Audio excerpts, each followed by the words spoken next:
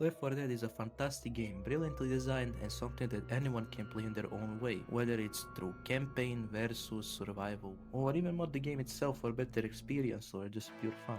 It's widely considered to be one of the best design co-op games of all time, and honestly, that says it all. But one thing that Left 4 Dead does especially well, in my opinion, is its main menu and loading screens. For example, loading screen look like a horror movie poster, which is really interesting. The characters we play are iconic too. Still, the thing I think it's designed the best in entire game, that would be special infected. What makes these infected so special isn't just their abilities, it's the backgrounds they might have had before infection, which possibly made their mutation worse. I hope you understand where I'm going with this. Take a smoker for example.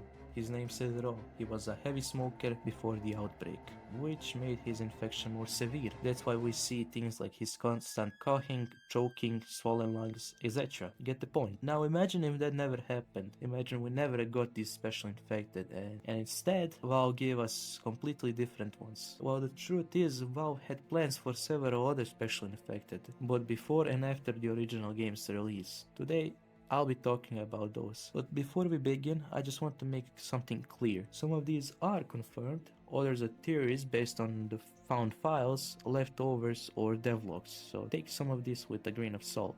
Kramer was a planned special infected who wore a straitjacket. Because of this, he couldn't really attack the player directly, so whenever the player would come to him, he would scream. During the gameplay, he would usually hide from the player. Eventually, if player interacted in any way with the screamer, he would try to run away and hide. If the player didn't kill him fast enough, he would scream loudly and summon a horde, similar how Boomer does it. However, here's the big issue. The screamer looked too much like a regular common infected, so he was very hard to spot. That made him kinda ineffective and confusing during the gameplay. So developers decided to scrap the screamer, but kept the idea of horde summoning, and that's how the Boomer was born. Unlike the Screamer, you know how Boomer worked. Now, there are still leftover files related to the Screamer in the Xbox 360 version of the game, and interestingly, the Hunter Scream sound is actually recycled from Screamer's original sound design.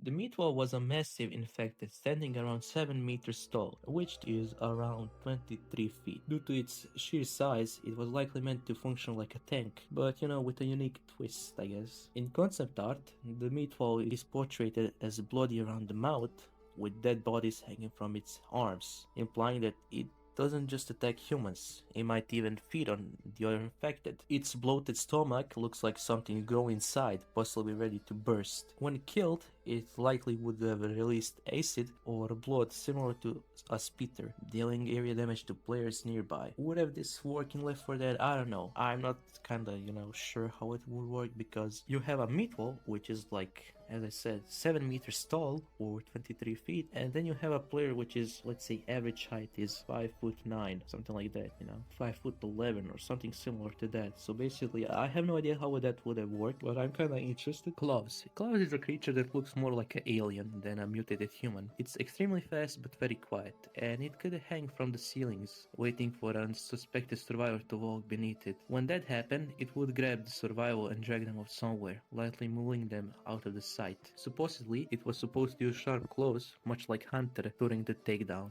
In terms of design, Kloves has bloody jaws, pale skin, and shares a similar aesthetic to the Meatwall. The name Kloves obviously comes from its massive claws. Now, to me, this infected seems like a weird hybrid, mix of hunter, witch, and maybe even smoker, but I don't know if it would have really worked in the game, mainly because it doesn't look like a human anymore. It looks more like alien than infected, and Left 4 Dead always did a good job of keeping its infected grounded in human tragedy, and mutation, often tied to addiction, human vice, etc. At least that's what I think. Zombie Dog.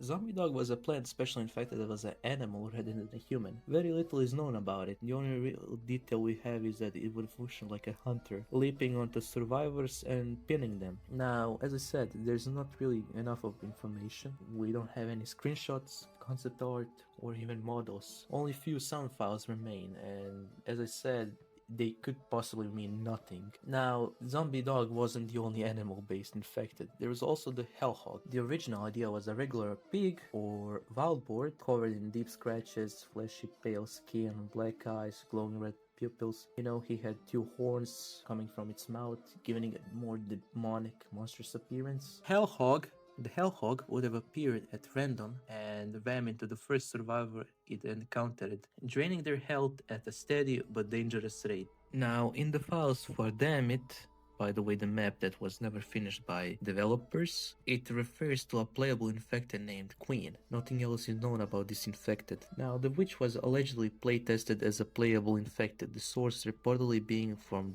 asking developers in the Turtle Rock Studio forums. However, since the forums have been closed around early to 2020, this information can be found. If it's true, it's possible this could have been just Witch's very early name, like the tank is also referred as whole in the string tables and unused voice lines. Honestly, even if just one of these creatures made it into final version of Left 4 Dead, I think the game would have been radically different. Maybe even darker, weirder, you know. I don't know how much it would have worked. Now, to me, it's kind of interesting how Valve designed it in the end. As I said, in my opinion, every special infected had its own habits, something that affected mutation to be different than in common infected. However, I'm kinda willing to hear your opinion on this.